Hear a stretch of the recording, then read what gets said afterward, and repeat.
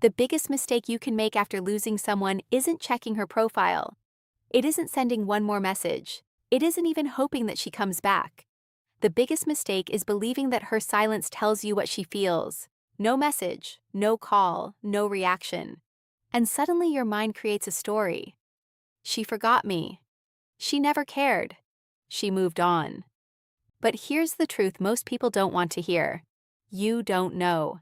And the more desperately you try to find out, the more power you give to someone who isn't even standing in front of you anymore. You check her profile, you reread old conversations.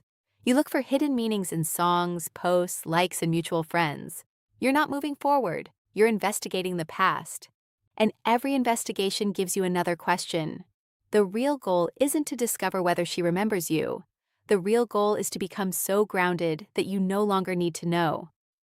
Silence is not an answer. People process relationships differently. Someone can look perfectly fine and still have complicated emotions. Someone can miss you and never contact you. Someone can remember you fondly and still know the relationship shouldn't continue. And someone can genuinely move forward. You cannot determine which one is true by watching social media. That's why silence should not automatically become evidence. Don't tell yourself, she must be suffering because she hasn't contacted me. But don't tell yourself, she never cared because she hasn't contacted me. Both stories keep you emotionally attached. One gives you false hope, the other gives you unnecessary pain. The healthiest response is simpler. I don't know what she's thinking and I don't need to. That sentence is freedom. You can matter and still be left. This is one of the hardest truths after a breakup. You can matter to someone and still not be part of their future. You can share years of memories. You can change each other's lives. You can genuinely love each other, and the relationship can still end. Your mind wants everything to be logical. If she loved me, she would stay. If she left, I must have meant nothing. But real relationships don't operate according to equations. People change, needs change, circumstances change. Sometimes two people can care about each other and still be wrong for each other. Accepting that doesn't make what you experienced meaningless. It simply means you're mature enough to separate meaning from outcome. The relationship mattered, and it still ended. Both things can be true. Stop searching for proof after rejection. The brain becomes a detective. One like becomes a clue. One view becomes a clue. A mutual friend mentioning her name becomes a clue. You start connecting dots that may not even belong together. And every answer creates another question. Why did she like that? Why did she post this? Why hasn't she blocked me? Why did she view my story? You're trying to solve a person, but people aren't puzzles you can solve from social media. And the more time you spend studying her life, the less time you spend building yours. So stop checking, stop lurking, stop asking mutual friends for updates, stop rereading conversations looking for a sentence that explains everything. You don't need more information about her. You need more direction for yourself. Take your attention back. Think about how much energy you've been giving away. Every time you check her profile, you're giving away attention. Every time you reread an old message, you're giving away attention. Every time you imagine what you'll say if she comes back, you're giving away attention. And attention is one of the most valuable things you possess. So take it back. Train your body, improve your career, fix your finances, reconnect with your friends, spend time with your family, learn something, build something, travel if you can, create goals that have nothing to do with relationships. But there's one important distinction. Don't improve yourself so she regrets losing you. That's still dependence. Don't get in shape so she sees your transformation.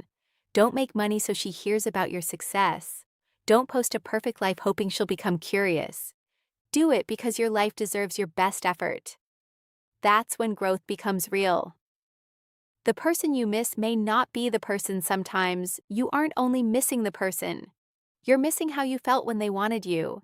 You miss being someone's priority. You miss receiving messages. You miss having someone to talk to. You miss the certainty that someone was there.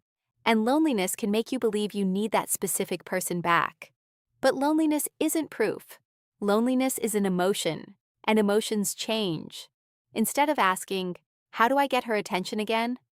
Ask, how do I become comfortable with my own? That question changes everything. Because when you learn to enjoy your own company, Another person's attention becomes a bonus instead of a necessity. You stop begging for reassurance. You stop tolerating inconsistency. You stop abandoning your standards just to keep someone around. And slowly, your confidence becomes internal.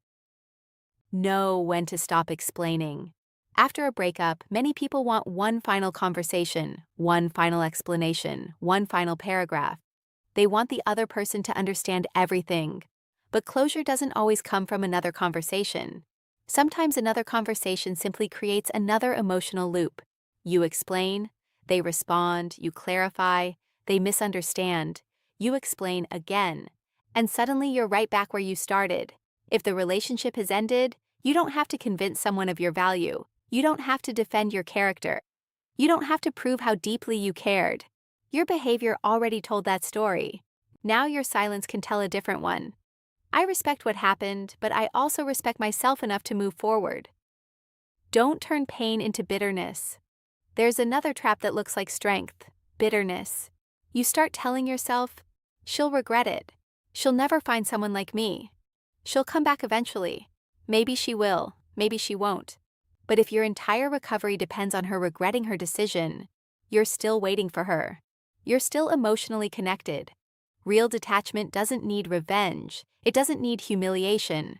It doesn't need a dramatic comeback. You don't need her to lose. You need yourself to heal. That's a completely different goal. Build yourself back through action. You don't rebuild confidence by thinking about confidence. You rebuild it by keeping promises to yourself. If you say you're going to train, train. If you say you're going to wake up earlier, wake up. If you say you're going to stop checking her profile, stop. If you say you're going to improve your finances, start. If you say you're going to learn a skill, learn it. Every time you keep a promise to yourself, you send a message inward. I can trust myself. That is where self-respect comes from. Not from another person's approval, not from compliments, not from attention, from evidence. Evidence that you can control your behavior even when your emotions are loud. What if she comes back? This is where emotional maturity matters most. Maybe she sends a message. Hey, how have you been? Maybe she says she misses you. Maybe she wants to meet. Don't panic, and don't immediately assume the entire story has changed. A message is not a transformation. Words are information. Behavior is evidence. Look at what has actually changed. Is there accountability? Is there consistent effort? Are the old problems being addressed? Is there mutual respect? And then ask yourself the question most people forget. Do I even want this relationship anymore? You spent so much time wondering whether she would choose you. Now it's your turn to choose. You don't have to reopen a door simply because someone knocks. The day you stop needing the answer. Eventually, if you do the work, something changes. You hear her name and don't feel that immediate tension. You remember the relationship without needing to relive it. You stop wondering who she's with. You stop checking whether she's watching your stories. You stop imagining what she's thinking. And most importantly, you stop needing her to confirm that you mattered. Because you finally understand. You don't need someone else's memory to validate your experience. You lived it. You loved. You learned. You grew. It changed you. That's enough. Maybe she remembers you. Maybe she doesn't. Maybe she misses you. Maybe she has completely moved forward. You don't need to solve that mystery, because your future cannot depend on someone else's private thoughts. This is what freedom looks like. The real victory isn't making her realize what she lost. The real victory is realizing that you didn't lose yourself. You lost a relationship. You lost a routine. You lost a future you once imagined. And yes, that can hurt deeply. But you didn't lose your ability to rebuild. You didn't lose your potential. You didn't lose your future. You didn't lose yourself unless you choose to abandon yourself now.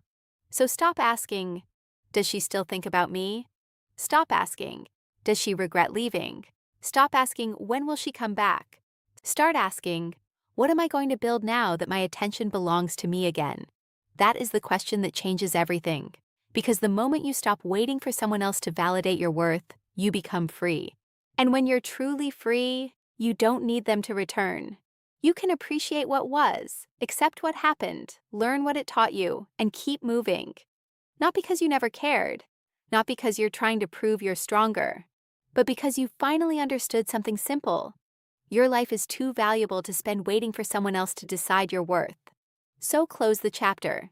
Take your attention back, rebuild your standards, rebuild your body, rebuild your purpose, and most importantly, rebuild your relationship with yourself. Because the strongest version of you isn't the man she regrets losing. It's the man who no longer needs her regret to know he's enough.